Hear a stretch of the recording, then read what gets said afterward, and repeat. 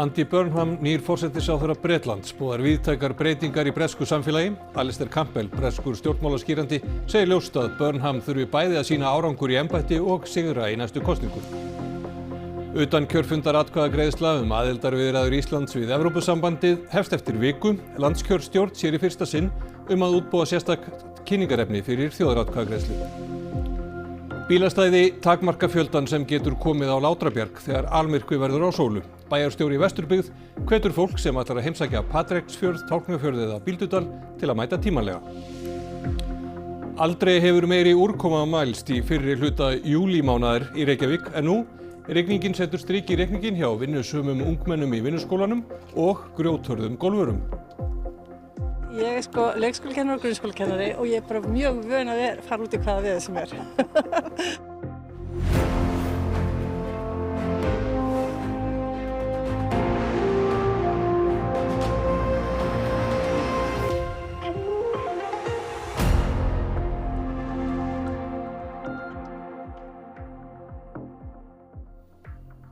Gott kvöld. Andy Burnham nýr forsætisráðherra Bretlands. Hann sá 7. sem tekur við síðan Bretland yfirgaf Evrópusambandið og sá 4. síðan Karl konungur tók við árið 2022. Burnham boðar víðtækar breytingar á bresku samfélagi. We will make this moment a circuit breaker for Britain, bringing forward the biggest changes in the last 40 years. A new political model and a new economic model.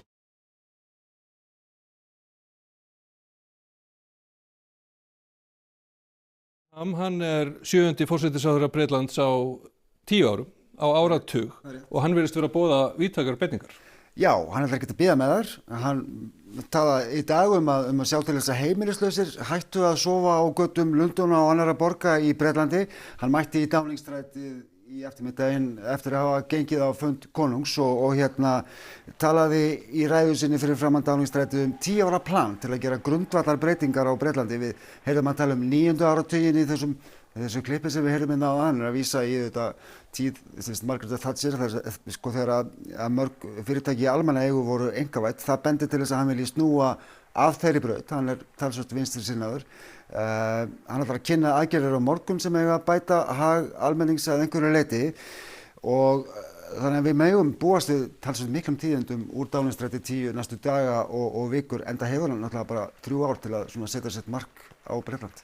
Og talandi tíðindi úr Downing-stræti 10, síðustu mínútur og reyndar kannski klukkutímana hefur Burnham verið að hitta sitt fólk og tilkynna nýja ráðherra í nýrri ríkisstjórn. Já, 10 komur í Downing-stræti núna í eftirmiddaginn, bæði frá ráðherrum sem að koma og ráðherrum sem að fara. John Healey sem var varnarmálaráðherra til skamms tíma sagði af sér í fússi fyrir nokkrum mánuðum síðan eftir deilu við Starmer. Hann verður nýr fjármálaráðherra, kemur í staðinn fyrir Rachel Reeves. Louise Haigh sem var í stjórn Starmers sem samgönguráðherra, hún verður svona næstráðandi Burnhams í nýrri ríkisstjórn og kannski vekur mesta athygli að Ed Miliband fyrir leiðtogi verkamannaflokksins verður nýr utanríkisráðherra, en Keir Starmer, fráfarandi forsætisráðherra, hann var glaðbeittur þegar hann kvaddi í Downing-stræti í dag. My work is done. In 6.5 years, I took our party from a historic defeat in 2019, changed it so it was fit to face the country, and won a landslide general election victory in 2024. I go with good grace, I go with a smile, and I go proud of everything that we have achieved. Thank you very much. I am acutely conscious that I am the 6th person in the last 10 years to walk up this street, the 7th Prime Minister since 2016, making this a moment for reflection and new resolution. Þannig að Burnham að nefna það sem að margir hafa bent á. Það hefur verið, við skulum kalla óstöðuleiki í breskum stjórnmálum síðustu árin. Já, þetta náttúrulega fyllin í stofunni sem hann varð að minnast á í þessu ávarpi. Hann náttúrulega, eins og þú segir, 7. síðan að Britar kusu Brexit, þannig að hann þarf að stimpla sér rækilega inn og það eru kannski svona sérstakar áskorunir sem að fylgja því að vera þessi síðasti í langri röð af forsætisráðherrum í Bretlandi. Við ræddum einmitt þetta í dag við Alistair Campbell, hann fyrrum talsmaður Tony Blair, núna kannski þekktari sem stjórnandi mjög vinsæls hlaðvarps sem heitir The Rest is Politics. Hann var hér á landi í dag að tala við Kristrúnu Frostadóttur fyrir hlaðvarpið, en við hittum á honum hádegisbil og tölum við hann Andy Burnham. But he's an interesting guy. I've known him a long time. He wears his heart on his sleeve. He's very passionate about his politics. He's passionate about where he comes from. He's passionate about thinking that politics is about helping working class people have better lives. But, you know, even though he's been a mayor, he's been a cabinet minister, I think he knows that the job he's now taking on is a lot bigger than anything he's ever done before. And we're a country facing a lot of challenges right now. Og viðtalið við Alistair Campbell í heild sinni á RÚV.is.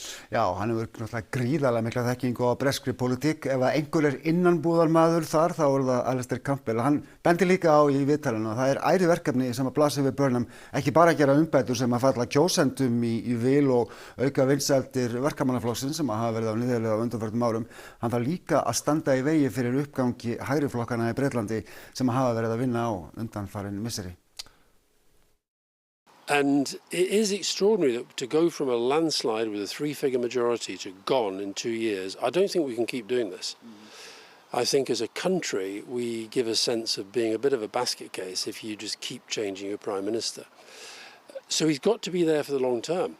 But I think the reason why the Labour Party has decided to get him in is because there was a feeling, particularly on the back of the by-election that he won, that we needed a leader who could repel the threat from the populist far right. That's what he's got to do. So he has to not just do a good job as Prime Minister now, he has to win the next election. Og þá yfir í annað. Undirbúningur fyrir þjóðaratkvæðagreiðsluna að hefja á ný aðildarviðræður við Evrópusambandið í fullum gangi og utan kjörfundaratkvæðagreiðsla hefst eftir viku. 27. júlí og þá verður hægt að kjósa utan kjörfundar á skrifstofum sýslumanna og hjá sendiráðum og ræðismönnum erlendis. Ætli það sé ekki hátt í 50 staðir hér á landi og 130 erlendis. Þjóðaratkvæðagreiðslan verður 29. ágúst en utan kjörfunda atkvæðagreiðsla hugsað fyrir þá kjósendur sem geta ekki kosið á kjördag. Það eru bara allir kjósendur sem mega það, þeir sem eru á kjörskrá, það eru íslenskir ríkisborgarar sem eru eldri en 18 ára. Það eru svona aðalskilyrðin. Síðasta þjóðaratkvæðagreiðsla fór fram á Íslandi fyrir 14 árum eða árið 2012 þegar atkvæði voru greidd tillögur stjórnlagaráðs að nýrri stjórnarskrá. Þingsályktunartillaga að fara í þjóðaratkvæðagreiðslu var samþykkt á Alþingi í lok maí og landskjörstjórn hóf strax handa við undirbúning. Við erum með þetta í ágætisþjálfun þar sem að sveitarstjórnarkosningar þeim nýlokið í rauninni. Þannig að það hefur bara gengið vel en auðvitað þetta dálítið sprettur, það sumarleyfistími. Þessi undirbúningur bara eins og fyrir aðrar kosningar hjá ykkur? Að mestu leyti. Þetta mjög svipað í rauninni framkvæmd forsetakjörs að því frábrugðnu það ekki neinir frambjóðendur núna. Það í rauninni bara 2 svarkostir gefnir á kjörseðlinum. Stærsta verkefni sem öðruvísi í rauninni það hlutverk landskjörstjórnar að gefa út kynningarefni, að kynna það málefni sem verið að greiða atkvæði Sérstakur kosningavefur var opnaður í byrjun mánaðar á kosning.is. Þar að finna upplýsingar framkvæmd kosningana og málefnið. Þá vinnur landskjörstjórn að kynningarbæklingi sem verður dreift á öll heimili eftir verslunarmannahelgi. Það tekur einhver tíma að dreifa allt landið en miðjan ágúst verða vonandi flest heimili búin að fá bækling.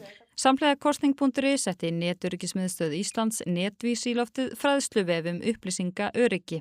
Ég hugsa allir þekki það að hafa látið glepjast af einhvers konar gervigreindar efni eða eitthvað slíkt og þarna hjá þeim á Netvís að þau hafa útbúið mjög góðar leiðbeiningar þetta og sem öllum hollt að kynna sér.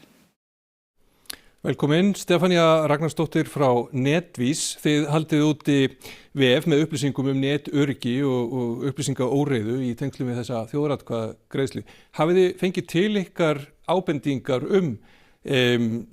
óeðlilegt efni, skulum við segja, í aðdraganda atkvæðagreiðslunnar? Já, við hjá Netvís settum nýlega í lofti tilkynningagátt þar sem að almenningur getur látið okkur vita eða verða vör við upplýsingar sem gætu flokkast sem svona einhver óeðlileg afskipti af atkvæðagreiðslunni. Og við höfum ekki fengið fréttnæmar tilkynningar ennþá, en við vitum að svona eftir því sem að færist hiti í leikana að þá búist við slíkum tilkynningum og við verðum á vaktinni og erum meðal annars í samráði við aðila innanlands eins og lögregluna og getum þá komið tilkynningum í réttan farveg, en við erum líka í góðu sambandi við fyrirtækin erlendis sem að stýra samfélagsmiðlunum og getum tilkynnt efni til þeirra ef að upplýsingaóreiða í dreifingu á þeirra miðlum. Þetta er þá vantilega líka efni eins og bara ef að falskir prófílar eða gervimenni eru að efna til átaka eða dreifa fölskum upplýsingum á samfélagsmiðlum. Algjörlega, og við vitum að það er hægt að setja upp gervimenni eða neta fölskum prófílum fyrir lítinn pening og þá er mikilvægt að við séum vakandi fyrir því. Við sáum til dæmis í kringum sveitastjórnarkosningarnar að þar voru bottar í umferð hér á landi og þetta er svona í takt við það sem við sjáum í öðrum löndum að það er full ástæða til að vera meðvituð að tækninni getur verið beitt til að hræra í pottum og hafa áhrif á skoðanir okkar. Svo er það gervigreindin og talandi um tækni. Gervigreindin, fólk þarf kannski að passa sig á henni líka? Já, eins frábært tól og gervigreindin getur verið, þá er hún ekki sannleiksmaskína og það er mikilvægt að við séum meðvituð það hvernig við notum hana og það að við tökum svörum hana með fyrirvara meðal annars með því að biðja að vísa í heimildir og spyrja okkur þá eru þetta áreiðanlegar heimildir sem hún að vísa í. En ef að fólk verður vart við eitthvað óeðlilegt á netinu, upplýsingaóreiðu eða annað efni sem að það vill tilkynna, hvernig á það að bera sig að? Já, ég minni á tilkynningagáttinu okkar á netvis.is. Svo er þetta hægt að hafa samband við lögreglu alvarleg tilvik að ræða. En svo vil ég líka benda á fræðsluvefinn okkar þar sem farið yfir þessar helstu aðferðir sem gjarnan beitt til að villa fyrir okkur á netinu. Og þar tökum við líka fyrir þessi auka skref sem við getum tekið til að staldra við þegar við erum að neyta efnis á netinu til að sporna við því að upplýsingaóreiða við áhrif á okkar skoðanir. Einmitt það. Takk fyrir komuna, Stefánia. Jean-Noël Barrot, utanríkisráðherra Frakklands, segir ótímabært að ræða afstöðu til fiskveiðimála í mögulegum aðildarviðræðum Íslands og Evrópusambandsins. Þótt Frakkar hafi á sínum tíma lagt áherslu á að umsóknarríki þyrftu að fella sig að sameiginlegri fiskveiðistefnu bandalagsins. Barrot var staddur hér á landi í dag til að skrifa undir sameiginlega viljayfirlýsingu aukið samstarf Frakklands og Íslands. The question has been asked to Iceland some time ago, and since then everything has changed. The world has changed, the EU has changed, our relationship has changed. And the negotiation, if the Icelandic people decide to enter into such negotiation, will happen in the context we now live in. Á sunnanverðum Vestfjörðum verið að bæta bílastæði, tjaldsvæði og vegi fyrir almyrkvann í ágúst. Í undirbúningi Vesturbyggðar gert ráð fyrir allt frá 2 til 11.000 gestum. Almyrkvi á sólu varir lengst á sunnanverðum Vestfjörðum þann 12. ágúst. Á Látrabjargi kemst aðeins takmarkaður fjöldi að. Ef fólk ætlar að vera þar þá þarf að mæta tímanlega. Það verða fjöldatakmarkanir inn á það svæði. Og það er bara gott að vera snemma á ferðinni ef fólk ætlar inn á það svæði. Þar takmarkaður fjöldi bílastæða. Stóra rútur fá ekki að keyra út af bjarginu. Landeigendur og Náttúruverndastofnun hafa unnið að skipulagi fyrir atburðinn. Við Látrabjargi verið að byggja stærra og betra bílastæði sem á að bæta aðstöðu gesta við bjargið. Náttúruverndastofnun líka sjá til þess að það verið að girða við bjargbrúnina og bæta göngustíga á svæðinu. Í aðdraganda almyrkvans var ráðist í vegbætur á leiðinni út sunnanverðan Patreksfjörð. Þegar fréttastofa átti leið voru verktakar að leggja loka hönd á veginn. Þá verður símasamband elt. Fleiri geta séð myrkvann úr Breiðavík og af Rauðarsandi. Á Hótel Breiðavík barst fyrsta bókunin fyrir 14 árum. Nú undirbúningurinn á hámarki. Það bara gengur vel, held ég. Það orðið fullbókað aftur og það margir póstar á dag. Það sem eru að biðja pláss á tjaldsvæðunum. Birna veit hvað hún þarf að gera ráð fyrir miklu mat fyrir hótelgestina, en fjöldan á tjaldsvæðinu rennir hún blint í sjóinn. Ég hafði hugsað mér að vera bara með plokkfisk og rúgbrauð og lambagúlas og grænmetis og veganrétti, eitthvað svona fljótlegt. En svo veit maður ekkert hvort það kemur 1 eða 1000 eða hvernig það verður. Hægt verður að tjalda og leggja bílum á túnunum kringum hótelið. Og það bara meina að eins og maður segir húsum leyfir og þá fólk velkomið og svo bara kemur að því að það verður fullt. Á Patreksfirði, Tálknafirði og Bíldudal komast fleiri að. Vertar og verslanir byrgja sig upp á mat, sveitarfélagið stækkar tjaldsvæðin og fjölgar salernum og ruslafötum. Við vitum ekki alveg hver ferðaplönin eru, sérstaklega ferðaplön Íslendinga sem eiga það til að ákveða sig á síðustu stundu.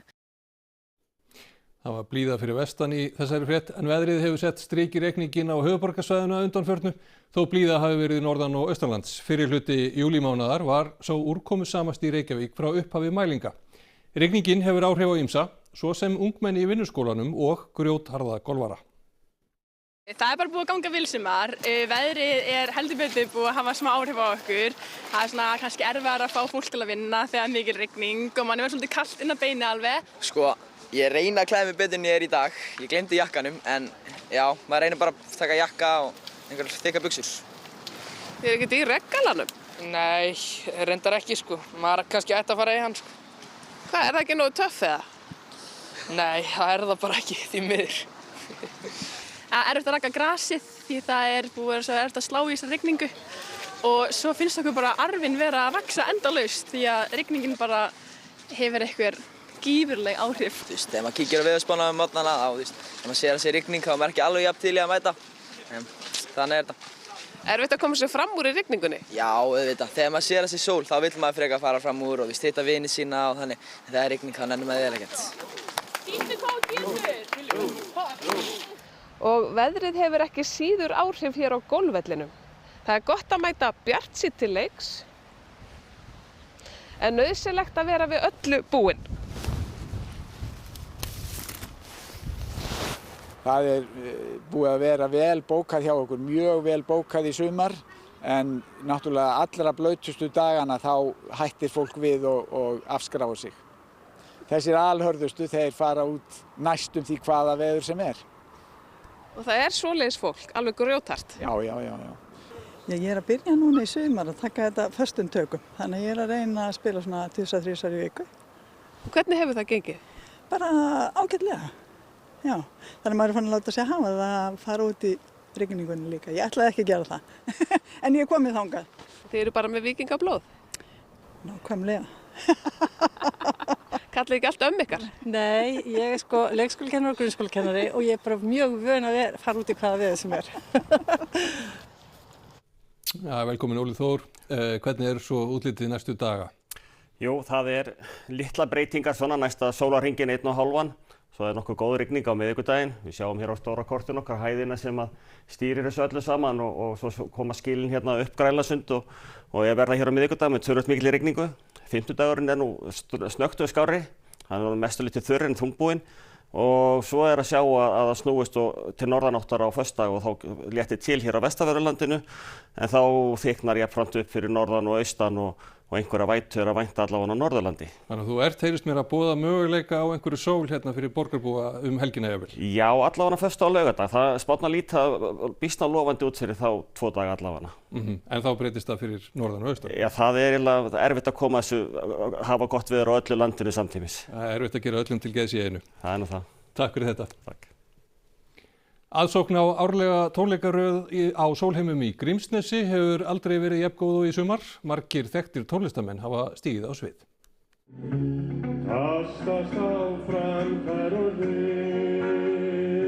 Tónleikarnir sem fara alltaf fram á laugardögum klukkan 2 í Sólheimakirkju eru hluti af menningarveislu Sólheima.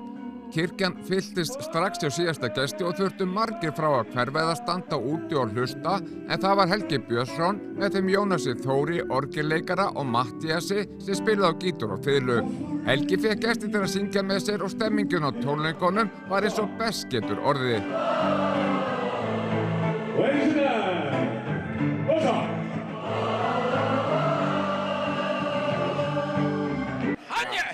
Hann svakalega skemmtilegur. Já. Sko, halló og amen með það, sko. Það amen. Já. Það var rosa stuð hérna. Já, alveg stuð. Og uppi Guð. Já. Helgi, varstu ekki ánægður? Þetta var yndislega skemmtilegt og svo jákvætt og bara frábært að vera með fólkinu í Sólheimum. Hann að búa til tónlist. Já, mér langar að koma hérna hverju einasta ári. Já, þú kemur. Og kaffi á staðferð. Eftir að tónleikunum lauk var Reynir Pétur mættur við kaffihúsið Grænu könnuna með munnhörpuna sína. Og við bara erum eiginlega auðmjúk gagnvart aðsókninni og móttökunum. Og þetta er allt svo afslappað og þetta er svo eðlilegt og þetta er svo góð stemning. Og þetta er ekki allt búið, það eru nokkrir tónleikar eftir en ókeypis inn á þá alla. Við klárum með Kristjáni Jóhanns 15. ágúst og svo eru nöfn eftir að koma sem að Kristmundur Axel er næstu helgi. Þannig að nei, þetta er langt frá því búið, við erum hálfnuð. Og þetta er að gefa ykkur mikið, maður sér það? Já, bæði bara í hjartastað og svo náttúrulega skilja gestir eftir hér í kaffihúsinu eitthvað til þess að vinna úr, til þess að halda áfram að auka samfélagið. Og þá skulum við líta á hvað verður í íþróttafréttum kvöldsins. Spænska landsliðið í fótbolta sneri aftur heim til Spánar í dag eftir að hafa unnið heimsmeistaratitilinn með sigri á Argentínu í framlengdum úrslitaleik í gærkvöldi. Tapið í úrslitaleiknum gerði þjálfara Argentínu miður sín.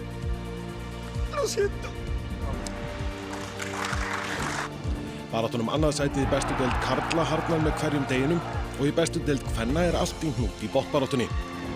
Og enski fótboltamaðurinn og þjálfarinn fyrrverandi Kevin Keegan lést í dag 75 ára að aldri. Hann er einn 7 leikmanna til að vinna gullboltann 2 ár í röð. Þetta og fleira í íþróttum. Þá skulum við rifja upp það sem var helst í fréttatímanum. Andy Burnham, nýr forsætisráðherra Bretlands, boðar víðtækar breytingar í bresku samfélagi. Alistair Campbell, breskur stjórnmálaskýrandi, segir ljóst að Burnham þurfi bæði að sýna árangur í embætti og sigra í næstu kosningum. Utan kjörfundaratkvæðagreiðsla aðildarviðræður Íslands við Evrópusambandið hefst eftir viku.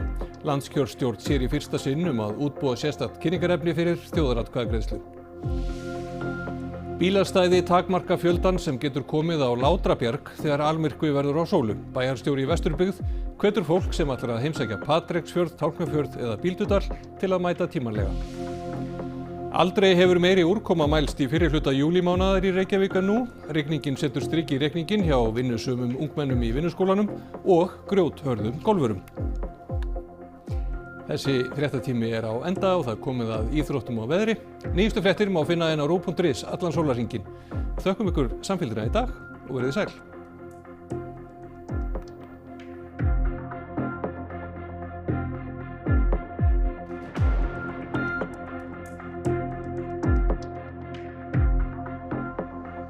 Á RÚV í kvöld.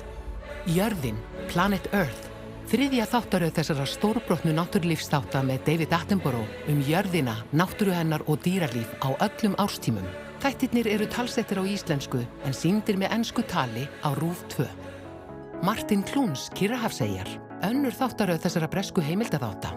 Leikarinn Martin Clunes heldur áfram ferðalagi sínu Kyrrahafseyjarnar þar sem hann